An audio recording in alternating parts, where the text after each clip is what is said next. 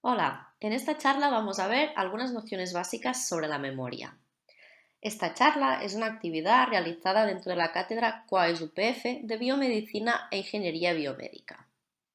Muy brevemente vamos a ver qué es la memoria exactamente, en qué fases consiste, diferentes tipos de memoria, qué estructuras cerebrales están implicadas en esta función cognitiva y algunas alteraciones que pueden darse en la memoria.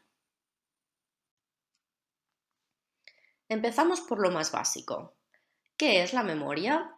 Seguramente si os hago esta pregunta y os pido que cada uno de vosotros hagáis una definición de lo que es la memoria, vuestras definiciones serían muy similares, pero no serían todas exactamente iguales.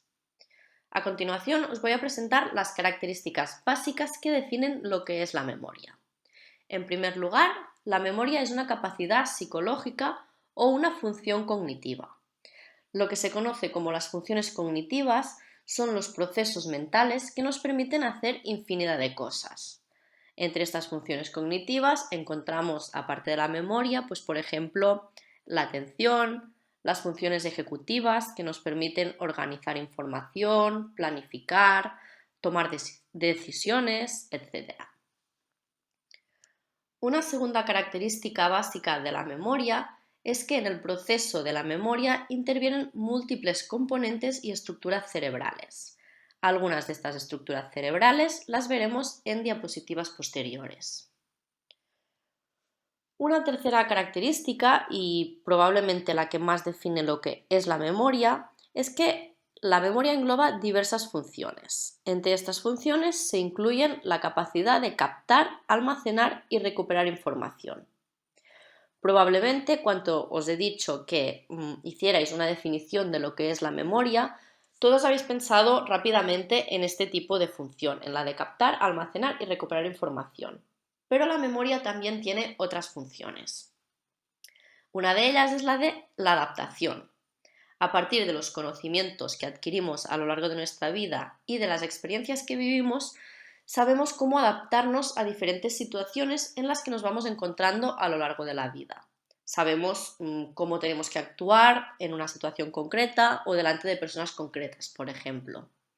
Y la tercera de las funciones de la memoria es la de proporcionarnos identidad. La memoria nos permite saber quién somos, qué hacemos o qué debemos hacer, quiénes son las personas que nos rodean, qué relación tenemos con ellas. Es decir, si no tuviésemos memoria, no sabríamos ni quién somos ni qué se supone que hacemos. Y finalmente es importante tener en cuenta que en el proceso de memoria es muy importante el concepto de tiempo.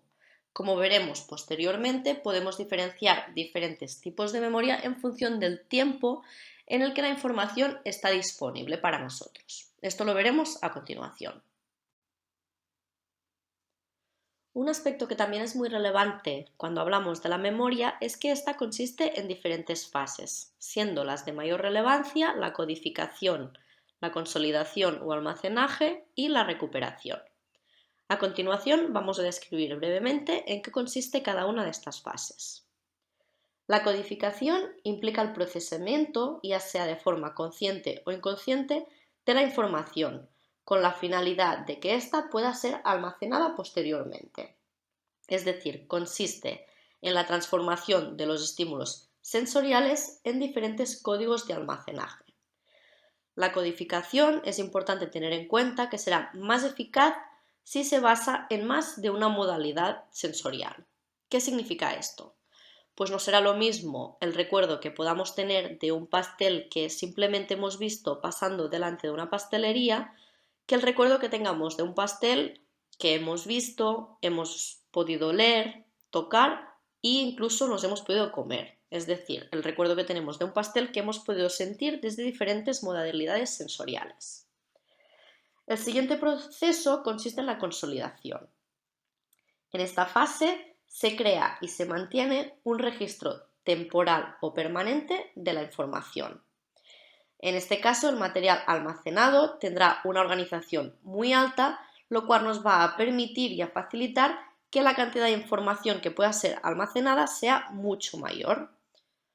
Posteriormente, esta información va a ser recuperada.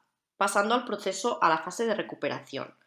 La fase de recuperación hace referencia pues al acceso a este recuerdo, a esta información que tenemos almacenada en nuestro cerebro y que nos permite hacer una representación consciente de esta información o nos permite la ejecución de un comportamiento determinado. ¿Qué pasa con la información que se ha consolidado? Aparte de poder ser recuperada, también pueden pasar otros procesos. Estos procesos consisten en la extinción o en la reconsolidación. Vamos a ver en qué consisten estos procesos mediante un ejemplo. Imaginamos que cuando éramos pequeños nos ha picado una abeja. Hemos consolidado la información de que la picada de una abeja duele muchísimo. De esta forma, cada vez que vemos una abeja, puede pasar que tengamos el recuerdo de ese dolor que sentimos, sintiendo lo que sería la fase de recuperación. Otra posibilidad es que simplemente nos ha picado esa abeja, en ese momento nos duele muchísimo, pero es un recuerdo que se nos olvida, que se nos va. Es una memoria que se ha extinguido, es lo que se llama el proceso de extinción, las memorias que son olvidadas. ¿Qué puede pasar también? Que tengamos el recuerdo de que una picada de una abeja es muy dolorosa, pero cuando nos hacemos mayores nos vuelve a picar otra abeja. Y en esta ocasión, pues bueno, igual nos duele, pero el dolor no lo sentimos con tanta intensidad que como cuando fuimos niños. Entonces, lo que pasa aquí es que esta información que tenemos en nuestra mente cambia. Hay un proceso de reconsolidación y la información que tenemos almacenada es diferente a la que teníamos inicialmente. Una vez conocemos las diferentes fases de la memoria, vamos a ver cómo se pueden clasificar las memorias según el tiempo en el que la información está disponible. El primer tipo de memoria que tenemos es la memoria de tipo sensorial. La memoria sensorial nos permite retener información obtenida mediante los diferentes sentidos durante periodos de tiempo muy cortos, de apenas unos segundos. Posteriormente, estas señales que hemos obtenido a través de los sentidos podrán ser olvidadas o bien se transmitirán a otros almacenes de memoria de mayor duración, los cuales veremos a continuación. Dentro de la memoria sensorial encontramos la memoria icónica, que sería aquella que se basa en información de tipo visual, la memoria ecoica, que se basa en información sonora o auditiva, y la memoria de tipo áptica, que es la que se basa en información táctil. El segundo tipo de memoria que tenemos, en función del tiempo en el que la información está disponible, es la memoria de trabajo. La memoria de trabajo también se llama memoria operativa y constituye una forma particular de memoria consciente. Este tipo de memoria nos permite utilizar información que ya no está disponible para los sentidos, pero que es necesaria para dirigir nuestra conducta para conseguir un objetivo. Este tipo de memoria puede durar entre unos segundos y unos minutos y nos permite llevar a cabo un tipo de procesamientos cognitivos complejos. Por ejemplo, la resolución de problemas, la planificación de tareas, el razonamiento o la toma de decisiones implicarían memoria de trabajo. Un tercer tipo de memoria es la memoria a corto plazo. Este es un tipo de memoria que muy a menudo se ha confundido con la memoria de trabajo. Si buscáis información, en muchos casos vais a encontrar que se engloba como un solo tipo de memoria, pero bueno, aquí lo vamos a diferenciar y vamos a decir que la memoria a corto plazo es un tipo de memoria que puede durar de unos minutos a incluso unas horas, pero las características que tiene son muy similares a la memoria de trabajo. Es un tipo de memoria que trabaja con cantidades muy limitadas de información y es un tipo de información, pues eso, que está activa durante un periodo de tiempo relativamente corto. Y finalmente tenemos la memoria a largo plazo. La memoria a largo plazo es un tipo de memoria en el que la información está disponible desde unas horas a unos días, a unas semanas o incluso de forma permanente durante toda la vida. Es un tipo de información que se encuentra de forma inactiva, almacenada en nuestro cerebro. Dentro de la memoria a largo plazo podemos diferenciar dos tipos de memorias diferentes. Por un lado tenemos la memoria explícita o declarativa y por el otro la memoria implícita o no declarativa. La principal diferencia que hay entre estos dos tipos de memoria es que las memorias explícitas son de tipo consciente, mientras que las memorias implícitas o no declarativas son totalmente inconscientes. A partir de los ejemplos que os explicaré ahora, veréis más claro a qué nos referimos con lo de conscientes o inconscientes. Bien, pues cuando hablamos de que es una memoria no consciente, el tipo de memoria implícita, es que son memorias relacionadas con habilidades, con tareas, con capacidades que adquirimos. Por ejemplo, ir en bici. Seguro que os han dicho alguna vez en vuestra vida que ir en bici no se olvida. Además, es un tipo de actividad que realizamos sin pensar, de forma no consciente. Simplemente de niños nos enseñan a ir en bici y es algo que ya sabemos hacer toda la vida, de forma inconsciente sin pensar. Dentro de la memoria explícita o declarativa podemos diferenciar entre dos tipos de memoria diferentes: la memoria episódica y la memoria semántica. La memoria episódica se basa en los eventos, los hechos, las experiencias que hemos vivido a lo largo de nuestra vida. Es decir, que la memoria episódica se puede considerar como un tipo de memoria autobiográfica, una memoria sobre nuestra vida. Mientras que la memoria semántica se refiere a esos conceptos, a esos conocimientos, cosas que hemos adquirido. Es el tipo de memoria que podríamos relacionar con lo que nos enseñan en el cole, en el instituto, en la universidad, lo que aprendemos leyendo, a través de documentales. Sería como una memoria más teórica, por decirlo de alguna forma. Aquí tenéis un cuadro resumen de lo que os acabo de contar un poco con el esquema anterior. Aquí lo tenéis en forma de cuadro resumido. Vemos de nuevo los tipos de memoria que se pueden diferenciar, cada uno presenta unas características diferentes. Por ejemplo, tenemos capacidades de almacenaje diferentes. Mientras que la memoria sensorial y la memoria a largo plazo no tienen límite de capacidad, la memoria a corto plazo o también la memoria de trabajo tienen una capacidad de almacenaje muy limitada, de aproximadamente 7 unidades de información. Por ejemplo, si os dicen, os hacen una llamada telefónica y os dicen, mira, pues apúntate el número y vuelve a llamarme, y os dicen el número, igual podéis retenerlo, pero os va a costar. En este caso estaremos utilizando la memoria a corto plazo, pero ya como son más de 7 unidades de información, nos va a costar recordar de memoria el número de teléfono que nos están diciendo. Otra característica de los diferentes tipos de memoria es la persistencia, es decir, el tiempo en que la información está disponible, lo cual nos permite hacer esta clasificación. En el caso de la memoria sensorial hablábamos de que la información está disponible solo milisegundos o segundos. En el caso de la memoria a corto plazo, esta información puede estar disponible desde varios segundos hasta incluso alguna hora. Y finalmente la memoria a largo plazo es indefinida, puede ser permanente. El estado de la información. En los casos de memoria sensorial y memoria a corto plazo, la información se encuentra activa, la estamos utilizando en ese momento o en un momento casi posterior, mientras que en la memoria a largo plazo la información evidentemente se encuentra inactiva. Imaginad qué pasaría si toda la información que tenemos en nuestro cerebro estuviera permanentemente activada. No podríamos vivir. Y finalmente, el formato de codificación de la información también es diferente para cada tipo sensorial. Para la memoria sensorial codificamos las propiedades literales del estímulo. En el caso de la memoria a corto plazo, la codificación se realiza a partir de las propiedades acústicas, fonológicas y visuales de la información. Y finalmente, en la memoria a largo plazo, básicamente codificamos propiedades semánticas de la información.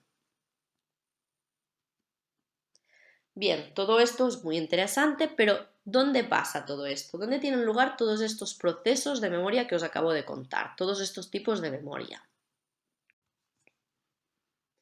Pues bien, como ya sabéis, el órgano que regula las funciones de la memoria es el cerebro. El cerebro es el órgano principal del sistema nervioso central y es el órgano más complejo de nuestro organismo. Se encarga de regular la mayor parte de funciones del cuerpo y de la mente, entre las cuales encontramos, pues, por ejemplo, las funciones vitales. Se encarga de la regulación de la respiración, de la frecuencia cardíaca, de la presión arterial, etc. Y también se encarga de regular funciones básicas y superiores, como pueden ser el hambre, los pensamientos, la memoria de la que estamos hablando, la atención, la toma de decisiones y infinidad de funciones más. El cerebro está formado por diferentes áreas cerebrales y células nerviosas que curiosamente se encuentran compartidas con otras especies de mamíferos. Es decir, si comparamos el cerebro de un ratón, por ejemplo, con el cerebro de un humano, veríamos que aunque tengan tamaños y formas muy diferentes, las áreas que forman el cerebro y las células nerviosas que lo componen se encuentran compartidas. Es muy importante además que tengáis en cuenta que el cerebro es el único órgano que puede mejorar con su uso. Esto lo hablaremos al final de todo, hablando de lo que se conoce como estimulación cognitiva, y os animo también a ver otra charla en la que presentamos un taller destinado a trabajar la estimulación cognitiva.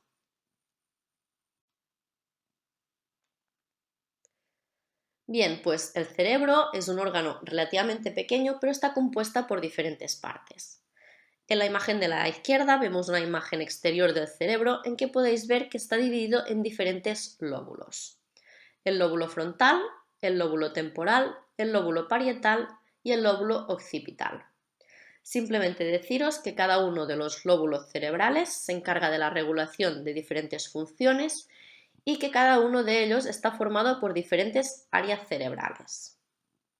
Hablando de áreas cerebrales, podéis ver algunas de ellas representadas en la imagen que tenéis a vuestra derecha, a la derecha de la pantalla. Algunas de las áreas cerebrales de las que vamos a hablar en esta presentación sobre la memoria son el hipocampo, la amígdala, el cerebelo o la corteza cerebral. Aún así, debéis tener en cuenta que existen muchísimas más áreas cerebrales, algunas de ellas también implicadas en los procesos de memoria, como podrían ser, por ejemplo, el hipotálamo o el tálamo. De las estructuras cerebrales que os he comentado que están implicadas en los procesos de memoria, os quiero hablar más extensamente del hipocampo. El hipocampo es un área cerebral que se encuentra en ambos hemisferios, concretamente en el lóbulo temporal, y que tiene forma de estrellita de mar. Os quiero hablar más extensamente del hipocampo, ya que es la estructura cerebral más directamente relacionada con los procesos de aprendizaje y de memoria, ya que interviene tanto en procesos de codificación como de consolidación de la información, y es el área cerebral que nos permite que la información que tenemos a corto plazo pase a información a largo plazo. Deciros también que el hipocampo, aunque es una estructura muy pequeñita, está formada por diferentes partes, entre las que encontramos, por ejemplo, la circunvolución o giro dentado, la región CA3 y la región CA1. Ahora que ya conocéis el hipocampo, vamos a ver de forma muy resumida en qué consiste el proceso de adquisición o codificación y consolidación de la memoria en el que está implicada básicamente esta área cerebral. Bien, pues este proceso empieza con el procesamiento de los estímulos externos en una o más de las áreas de la corteza cerebral, las cuales se conocen como áreas de asociación cortical, como podéis ver al inicio de este esquema. Estas áreas de la corteza cerebral codifican e integran la información de las diferentes modalidades sensoriales. Esta información recogida de los sentidos se envía a la corteza del hipocampo, así como a otras áreas cerebrales, y de ahí pasa a lo que se conoce como la corteza entorínica, la cual constituye la principal puerta de entrada de la información al hipocampo. Desde aquí la información llega directamente al hipocampo a través del giro dentado y irá pasando por las diferentes regiones que componen el hipocampo.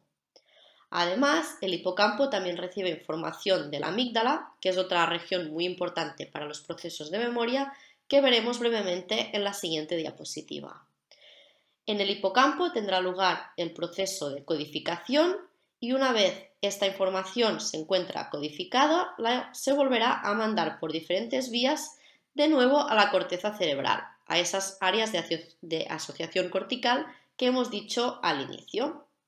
De esta forma, las estructuras temporales mediales son imprescindibles para la consolidación y el almacenaje de la información a largo plazo, pero las regiones de la corteza de asociación en las que la información se procesa inicialmente es donde finalmente se almacenará la información de forma definitiva. Como vemos aquí, otras áreas importantes en memoria son la corteza cerebral, como ahora decíamos, ya que se encarga de registrar y procesar los estímulos externos de diferentes modalidades sensoriales, además de almacenar la información que ya ha sido codificada y consolidada por parte del hipocampo y de mantenerlas de forma permanente en nuestro cerebro. En función de la corteza cerebral de la que hablemos, habrá una función u otra. Por ejemplo, en la corteza prefrontal se realiza la organización temporal de la información, en la corteza parietal nos permite el conocimiento semántico y la disposición espacial, y la corteza posterior nos permite el procesamiento perceptivo. Estos son solo algunos ejemplos, ya que de tipos de memoria hay muchísimos más. Otra región importante en los procesos de memoria es la amígdala, como os decía anteriormente. La amígdala además también manda información en el hipocampo, como hemos visto anteriormente, y es una región que potencia el aprendizaje declarativo y de situaciones que presentan una carga emocional. Todos esos aprendizajes, esas experiencias relacionadas con la ansiedad, los nervios, el miedo, incluso la ira, requerirían la participación de la amígdala. Y por último, la última área cerebral de la que vamos a hablar implicada en procesos de aprendizaje es el cerebelo.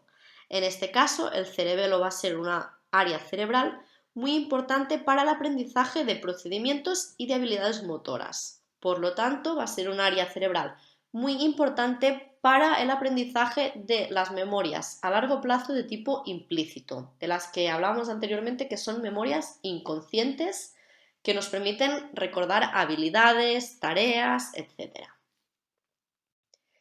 Bien, pues vamos a pasar a la segunda parte de esta charla. Hasta ahora hemos visto algunas de las características básicas de la memoria, como sus fases, sus tipos o las áreas implicadas en el procesamiento de la memoria. Y en la segunda parte de esta presentación vamos a ver algunas alteraciones que se pueden dar en la memoria. El primer caso de alteración de la memoria del que vamos a hablar es el síndrome de Savant, o también conocido como el síndrome del sabio. Las personas que padecen este síndrome presentan un desarrollo de algunas habilidades cerebrales extraordinarias, en contraste con una incapacidad general en el resto de funciones físicas, motrices y o mentales. En aproximadamente el 50% de los casos de síndrome de Savant se presenta autismo también, pero eso no significa que todas las personas autistas presenten el síndrome de Savant. Estas habilidades cerebrales extraordinarias suelen estar relacionadas con habilidades como la música, el arte, el cálculo, las matemáticas o las habilidades mecánico-visuales. Hablando de las posibles causas de este síndrome, la verdad es que no se conoce muy bien por qué se produce y por qué en algunos casos de autismo, por ejemplo, se produce y en otros no, pero se cree que el síndrome puede ser debido a la presencia de una asimetría funcional entre los diferentes hemisferios cerebrales. Se cree que hay una expansión del hemisferio derecho que compensa las deficiencias presentes en el hemisferio izquierdo. Un ejemplo real de este síndrome de Savant es el caso de Kim Peek, al cual se le ha apodado como Computer. Se hizo una película basada en el caso de Kim Peek que se llama Rain Man, igual algunos lo conocéis.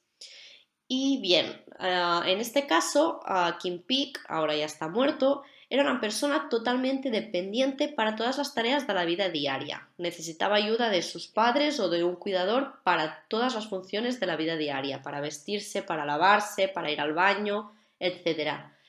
Pero por otra parte tenía una memoria increíble con una capacidad prácticamente ilimitada de almacenar información. Entre algunos datos relevantes y sorprendentes que demuestran lo increíble que era su memoria, pues este hombre podía leer 2 páginas de un libro en tan solo 8 segundos y recordar lo que había leído. En 1 hora era capaz de memorizar un libro completo, se sabía de memoria miles de libros y se conocía de memoria todos los mapas de Estados Unidos, con lo cual también se decía que con él no se necesitaba un GPS, que él mismo te podía guiar por donde quisieras dentro de Estados Unidos. En este link que os pongo aquí en la diapositiva podréis ver un vídeo en que se explica un poco más sobre la vida de este hombre. La segunda alteración de la memoria de la que os voy a hablar es la hipertimesia o hiperamnesia. En este caso es un síndrome en el que las personas que lo padecen pueden recordar prácticamente todos los días de su vida minuto a minuto, es decir, tienen una extraordinaria memoria a largo plazo episódica o autobiográfica, que es muy superior a la media de la población normal. Estas personas presentan una incapacidad para olvidar, su cerebro no descarta ningún pensamiento. En nuestro caso, pues recordamos cosas que nos han pasado en nuestra vida, pero hay muchas que se quedan olvidadas. Estas personas no pueden olvidar nada y se cree que se debe a que estas personas presentan diferencias neuroanatómicas que podrían explicar esta patología, como por ejemplo un mayor tamaño de la amígdala y unas mayores conexiones entre la amígdala y el hipocampo, que como hemos visto anteriormente es uno de los mecanismos a través del cual la información se codifica y se almacena. Un caso real, por ejemplo, es el de esta mujer que se llamaba Jill Price. Fue el primer caso diagnosticado con hipertimesia el año 2000, así que como podéis ver es un síndrome relativamente nuevo y esta mujer recuerda todo lo que le ha pasado en su vida desde los 8 años y ahora mismo tiene 54. A priori puede parecer que padecer este síndrome puede ser una ventaja, algo positivo, pero yo os planteo que realmente si pensáis que presentar un síndrome así resulta una ventaja o un inconveniente. Tened en cuenta que vuestra mente está constantemente recordando. Y deciros que esta mujer durante muchos años de su vida ha padecido de depresión, ya que es como un estrés constante el tener estos recuerdos permanentemente presentes en la mente. El tercer tipo de alteraciones de la memoria del que vamos a hablar son las amnesias. Seguramente todos conocéis qué es la amnesia, así que solo muy brevemente deciros que las amnesias son alteraciones o pérdidas de memoria como consecuencia de lesiones en el sistema nervioso central o por un origen traumático o psicológico. ¿Qué características tienen las amnesias? Pues que pueden ser transitorias, es decir, durar solo un breve periodo de tiempo, o pueden ser permanentes, es decir, que después de padecer una lesión o un accidente de tipo traumático en nuestro cerebro, ya nunca más podamos recordar y sea un tipo de amnesia permanente. Pueden tener un inicio abrupto, es decir, ser derivadas de un daño cerebral agudo o de un accidente cerebrovascular, o progresivo, es decir, que van apareciendo de forma progresiva a lo largo del tiempo, de forma secundaria a un tumor cerebral o una enfermedad neurodegenerativa. Y la última característica que os voy a hablar es que pueden ser debidas a alteraciones en diferentes regiones cerebrales. Dentro de los tipos de amnesia más frecuentes tenemos la amnesia retrógrada y la amnesia anterógrada.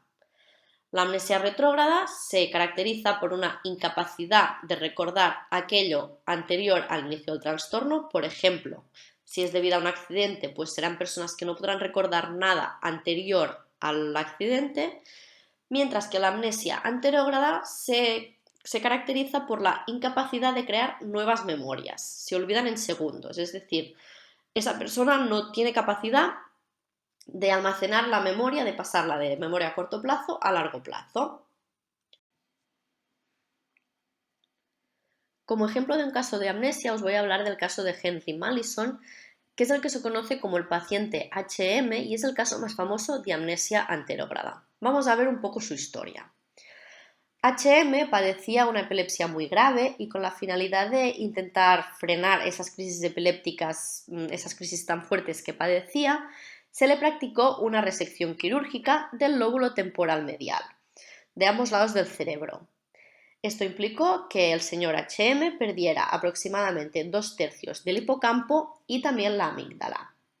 Después de la intervención se consiguió con éxito controlar las crisis epilépticas, lo cual hizo que el señor H&M ganase muchísimo en calidad de vida, pero también apareció una severa amnesia anterógrada acompañada de una amnesia retrógrada mucho más leve, que afectaba solamente a recuerdos de sucesos que habían ocurrido entre 1 o 2 años antes de la cirugía, pero mantenía intactos los recuerdos de la infancia, y otros recuerdos previos a la intervención.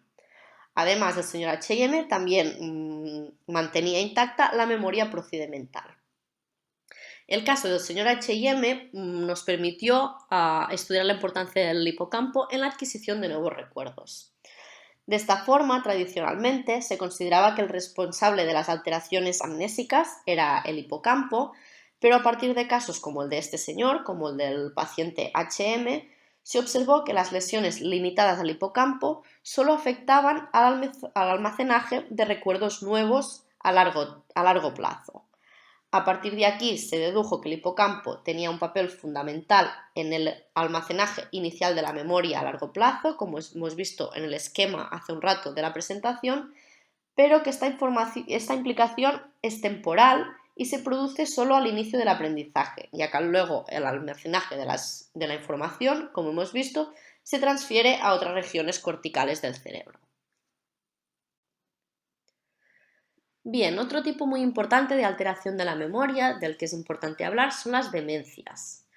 La demencia es un síndrome que describe una disminución de la memoria, normalmente acompañada de alteraciones en otras funciones cognitivas, como pueden ser las capacidades visoespaciales, visoconstructivas, la atención, funciones ejecutivas como la memoria de trabajo, la planificación, la organización, etc.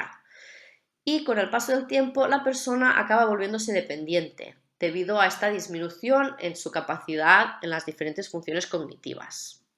La demencia puede estar causada por daños neuronales, los cuales pueden encontrarse en diferentes regiones cerebrales en función del tipo de demencia, y la demencia implica diferentes patologías. Por ejemplo, tenemos demencia por cuerpos de Lewy, demencia frontotemporal o la demencia que es más conocida por todos, que es la enfermedad de Alzheimer. Y el último caso de alteraciones de la memoria del que vamos a hablar en esta presentación es el envejecimiento normal. Vamos a ver primero qué factores intervienen en los cambios cognitivos que se producen en el envejecimiento. Pues bien, en primer lugar debemos tener en cuenta los factores biológicos. A medida que vamos envejeciendo, nuestros órganos y nuestro cerebro van padeciendo cambios. Hay unos factores biológicos, como os decía, pues se producen cambios cerebrales, cambios perceptivos. Hay un cambio también a nivel del estado de salud en general. No solo la memoria, sino muchas otras funciones se ven alteradas con el paso del tiempo. También las personas mayores normalmente suelen tomar más fármacos, lo cual también puede influir en nuestra capacidad cognitiva. Y también hay diferentes factores genéticos que nos pueden hacer más o menos propensos a padecer, por ejemplo, una enfermedad neurodegenerativa, una demencia, etc. En segundo lugar, otro tipo de factores que intervienen en los cambios cognitivos en el envejecimiento son los factores psicológicos y emocionales. El estilo de vida será muy relevante si es una persona que no sale de casa y solo ve la tele o si es una persona dinámica, activa, que sale, ve a gente, realiza actividades, etc. También es muy importante la motivación, que iría un poco ligado con el estilo de vida, y la percepción que tiene la persona de su propia salud. Y por último, debemos tener en cuenta los factores educacionales, laborales y sociales. Es decir, tendrán también un impacto sobre los cambios cognitivos derivados del envejecimiento, el nivel de educación o de instrucción que tiene la persona, el ejercicio que realiza, la actividad física y los hábitos intelectuales, y también si se encuentra en un entorno estimulante. Centrándonos en lo que serían las alteraciones de la memoria que se producen en envejecimiento normal, es muy importante tener en cuenta que los diferentes tipos de memoria no se ven alterados de la misma forma. De esta manera vemos que, por ejemplo, la memoria sensorial y la memoria a corto plazo no se ven alteradas con el paso del tiempo debido al envejecimiento. En el caso de la memoria a largo plazo semántica, no se ve afectada e incluso en algunos casos se han descrito que se producen mejorías. Lo que sí se ve normalmente más afectado debido al envejecimiento es la memoria a largo plazo de tipo episódico, los conocimientos que decíamos como más teóricos que adquirimos en el colegio, leyendo, viendo documentales, etc. Y finalmente, por lo que respecta a la memoria a largo plazo procedimental, se ha visto que se mantiene prácticamente inalterada, aunque es más difícil adquirir nuevas habilidades. Pues por ejemplo, ir en bici. Evidentemente será mucho más fácil que lo aprenda una persona cuando tiene 10 años que cuando tiene 70. Aparte de por la implicación de la memoria, también por la implicación de otros sistemas o de otras funciones, como por ejemplo las funciones motoras, que tampoco se encuentran en el mismo estado cuando somos niños que en las personas mayores. Y bien, ¿cuáles son las diferencias entre el envejecimiento normal y entre las demencias? Para saber si estas alteraciones de la memoria que estamos sufriendo pueden ser debidas a un inicio de demencia o simplemente es porque estamos envejeciendo. Pues bien, ¿qué pasa en envejecimiento normal? Pues que podemos no ser capaces de recordar una conversación o un evento que ha tenido lugar hace un año, mientras que en el caso de las demencias esto nos va a pasar, pero cuando hablemos de conversaciones o de eventos que han pasado de forma mucho más reciente, por ejemplo, que han pasado la semana pasada o que han pasado incluso ayer. Otra característica típica del envejecimiento normal es no ser capaz de recordar el nombre de un conocido y que pase lo que conocemos como el fenómeno de la punta de la lengua, por ejemplo. De tener aquí, es que no me sale el nombre, pero lo tengo aquí, lo tengo en la punta de la lengua. En cambio, en una demencia lo que pasará es que la persona no va a ser capaz ya no solo de recordar el nombre, sino de directamente no reconocer o saber el nombre de los miembros de su familia. Ya, como os decía, no solo no saber el nombre, sino igual ver a esa persona y simplemente ni reconocerla. En el envejecimiento normal también es normal olvidar cosas y eventos de forma ocasional, por ejemplo, un día que no nos acordamos de dónde hemos dejado las llaves, o un día que vamos al súper y sabemos que teníamos que comprar 4 cosas y solo nos acordamos de 3. En cambio, en las demencias esto también pasa, pero pasa de forma muy frecuente, pasa todos los días y de forma casi diríamos constante. En el envejecimiento normal también vemos que puede haber dificultades de vez en cuando para encontrar la palabra adecuada, pues igual que pasaba antes para recordar el nombre de un conocido, lo que llamamos el fenómeno de la punta de la lengua, el de querer decir una palabra y es que no me sale, la tengo aquí, pero no me sale. Esto puede pasar en medio de una conversación, que la persona no sea capaz de sacar una palabra. En el caso de una persona que presente una demencia, lo que pasará es que durante su habla presentará pausas frecuentes, sustituciones de palabras a la hora de hablar. También le pasará lo del fenómeno de la punta de la lengua, pero mientras que una persona en envejecimiento normal seguramente pues, buscará una palabra derivada o la definirá, pues una persona con inicio de demencia, una persona ya demente, no va a ser capaz de salir del paso, digamos. Y por último, en envejecimiento normal, normalmente la persona está preocupada por su memoria, pero sus familiares no lo están. Mientras que en las demencias, los familiares son los que sí están preocupados por la pérdida de memoria de su familiar, de la persona que se le está viendo afectada la memoria, mientras que la propia persona afectada no es consciente de que haya ningún problema en su memoria. ¿Y qué puede hacer una persona que se encuentra en un estado de envejecimiento normal o incluso una persona de cualquier edad para mantener la memoria, mantenerla activa, utilizarla, fomentarla? Pues lo mejor es la estimulación cognitiva. De esta manera os animo a todos a realizar y a ver otra presentación en la que consiste en un pequeño taller de estimulación cognitiva en la que se habla un poco más pues, de qué es la estimulación cognitiva y se presentan algunos ejercicios para realizar esta estimulación. Son solo algunos ejercicios de ejemplo, es un taller muy cortito, pero que espero que encontréis interesante y que os pueda ayudar a animaros a seguir adelante con todo este tema. Esto es todo, así que muchas gracias por vuestra atención y espero que esta charla os haya sido de utilidad para aprender más cosas sobre esta función cognitiva tan interesante como es la memoria.